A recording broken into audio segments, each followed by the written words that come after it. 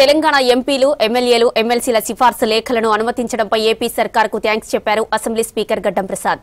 AP CM చంద్రబాబుతో పాటు TTD chairman కు సభాపతి ధన్యవాదాలు చెప్పారు. ఏపీ సర్కార్ నిర్ణయంతో తెలంగాణ వాసులకు కలియుగ ప్రత్యక్ష దైవం శ్రీవారి దర్శనం మరింత ఈజీ అవుతుందన్నారు స్పీకర్.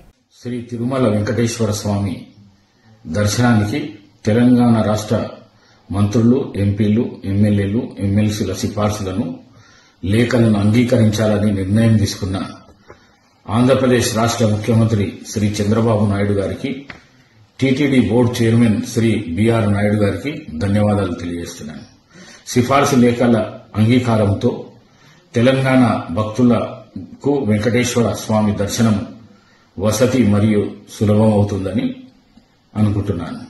తిరుమలలో తెలంగాణ రాష్ట్ర ప్రజాప్రతినిధుల సిఫార్సు లేఖలను అంగీకరించాలని కొద్ది రోజుల క్రితం తెలంగాణ రాష్ట్ర ముఖ్యమంత్రి గౌరవ రేవంత్ రెడ్డి గారు మరియు నేను టీటీడీ చైర్మన్ ను అసెంబ్లీకి ఆహ్వానించి మా వినతి పత్రాలు ఇవ్వడం కూడా జరిగింది. మరి ఈ సిఫార్సు లేఖను అంగీకారం ఆమోదం తెలిపినందుకు ఆంధ్రప్రదేశ్ ముఖ్యమంత్రి శ్రీ నారా చంద్రబాబు నాయుడు గారికి, TTD chairman Shri BR Naidu గారికి మనస్ఫూర్తిగా ధన్యవాదాలు.